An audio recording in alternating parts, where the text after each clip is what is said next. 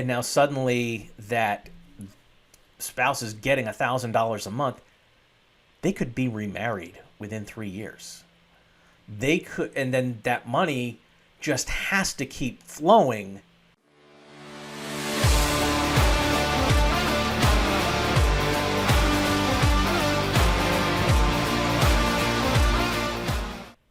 Hi, Jeff Marsachi, the Plain English Attorney, and welcome to today's video. This is kind of an important one because I see these things all the time about leaving an inheritance to a beneficiary the right way. So today we're going to cover 5 ways to not leave an inheritance. And really this is more about the distribution as opposed to, well, how do you divide things up? Look, divide things up in a way that makes sense, but when do they actually get full control of whatever inheritance you're leaving to them? It doesn't have to be all at once at a young age. So let's talk about these 5 things. And the first top one is leaving it to a beneficiary. That's too young.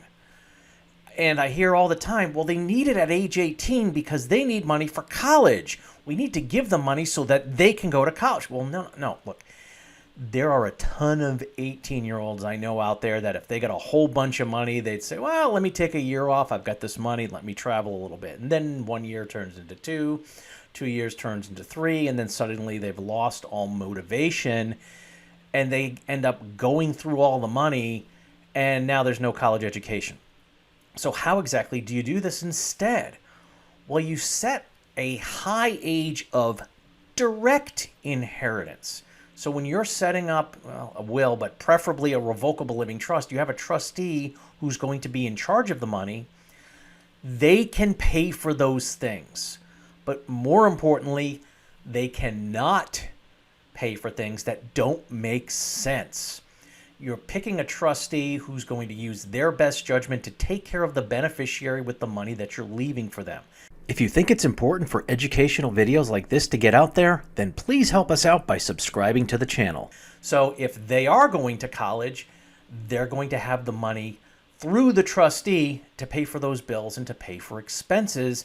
You don't have to put it into the pockets of underage beneficiaries. So that's really the first one, is giving it to a beneficiary way too young, at least control-wise. All right. So what's a second thing to not do when leaving an inheritance? It's being so specific about distributing things, such as, well, okay, I want them to get 5% at age 21, and then I want 10% at age 25, and let's give them 15% at age 30, and so they're staggering it out. It's like, look, if what you're really doing in that case is you're standing in the shoes of who you're picking as a trustee, and you're trying to project out over a long number of years and say, here's what I would do if everything was the way it is right now. We don't know how it's going to be right now. All it takes is one kind of bad turn with either creditors or drug abuse or something, and suddenly everything's off track. If you are listing, okay, you've got to get this percentage, and then you've got this young beneficiary, and they're going, okay, great, you're about to write me a check for $58,000. I'm going to immediately go and spend it on drugs. And the trustee's stuck. They can't do anything about it.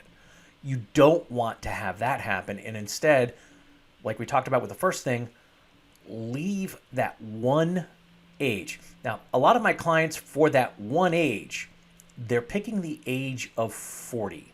Well, wait, 40? That's really, really old. Well, yeah, but again, the trustee can use their judgment to pay for things and spend money, give them money here and there.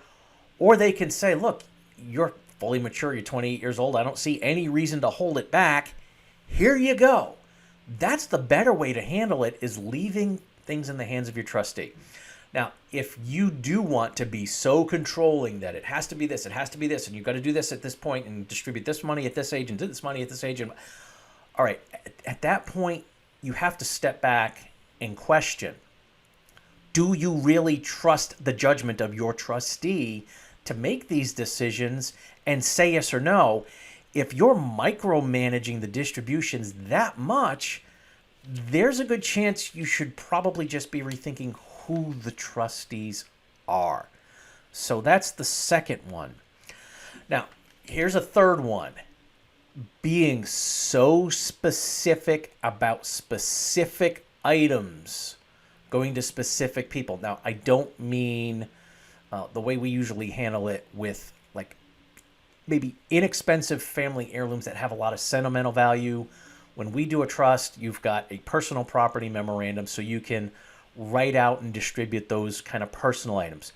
I'm talking about, I want this investment account with this company to go to this person, and I want this house to go to that person, and I want this plot of land to go to this person. And if that's the way you're parceling out your estate, you're going to be changing things up quite a bit. What if you get upset with your financial advisor and decide, I'm going to go somewhere else?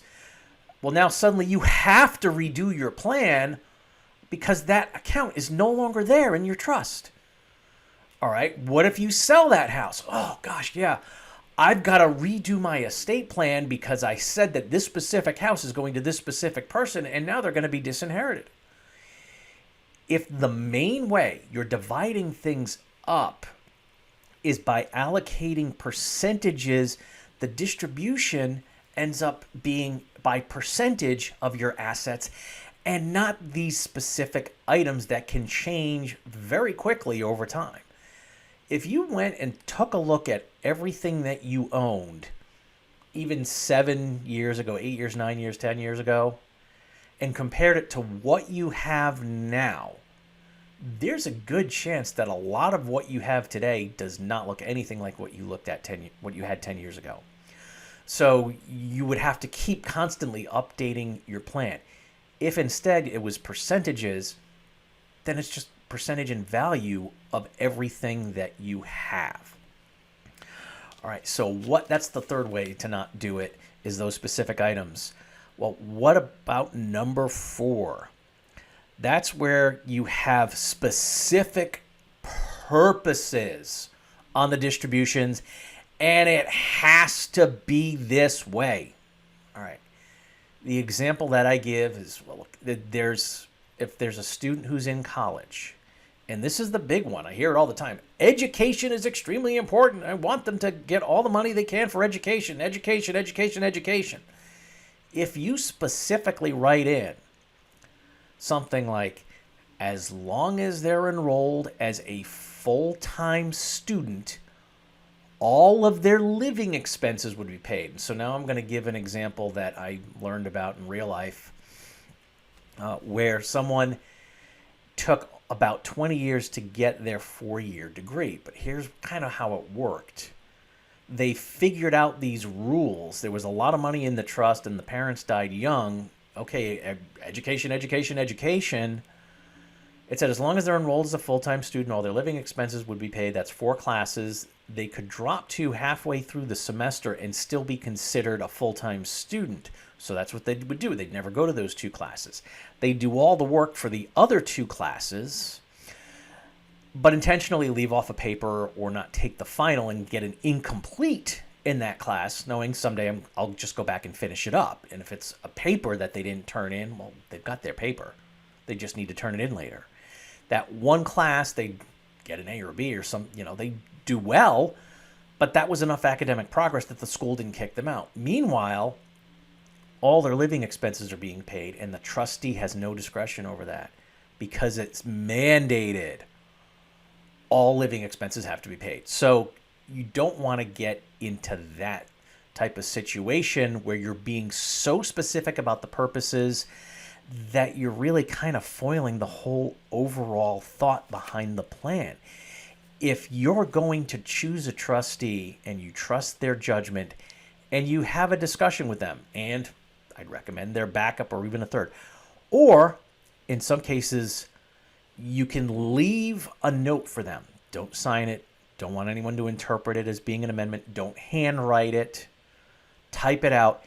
Here's what I would prefer the money be spent on. But still leave it in the judgment of your trustee. If you do it that way and you say, look, education's important. I want you to pay for the education as much as possible. And they start pulling stuff like that, okay, dropping 2 classes and taking an income. They can say, no, we're not going to do this. You're going to go 1 semester at community college, and I want to see this type of GPA and this number of classes. And if you do that, then we can talk about going back to the 4-year school, and you're going to get a part-time job and all this other stuff. So they can fashion and work with the beneficiary to keep them on the right track, as long as you're not hamstringing them by making it mandatory with something like all your living expenses are paid as long as you're a full-time student. So yeah, having those kind of restrictions just doesn't end up working well. Now, here's another one, and this one just kind of came up recently, and it still ties in a little bit with the thinking about what's going on today. If you're leaving money, say, to your child, it's an adult child, and this actually was a request. Okay, if anything happens to me, Mom, you're doing your plan. If anything happens to me, what I want you to put into your plan is that $1,000 a month is going to go to my spouse to take care of my kid because my kid's only 4. Well, if something happens to Mom and the son in a very short period of time, and now suddenly that spouse is getting $1,000 a month, they could be remarried within 3 years. They could, and then that money just has to keep flowing to the spouse. And what are you going to do? How are you going to keep track of whether or not they're actually using it for the grandchild? They don't know. Again, if the way you set it up is, okay, everything's divided among my children. If one of my kids dies, their kids are the beneficiaries. The trustee can work with the parent or guardian to make sure they're getting what they need. And if the parent or guardian is just taking the money and spending it on themselves, then they can work something out like, no.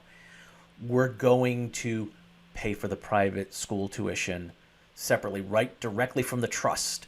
Or, okay, they need clothes for school. Go ahead and put together the wish list. We'll buy it for them and have it sent. Stuff like that can work through the trustee. So you don't want to necessarily leave money to other people as guardians or parents to take care of the kid, because that's the trustee's job, is to manage the money for them. So those are the 5 big ways you do not want to leave an inheritance. So if you found that information valuable, please subscribe to the channel. Let's keep getting that word out there and spreading the word. And as I always tell my clients, please stay safe, plan ahead, and enjoy life. And whatever you do, make it a great day.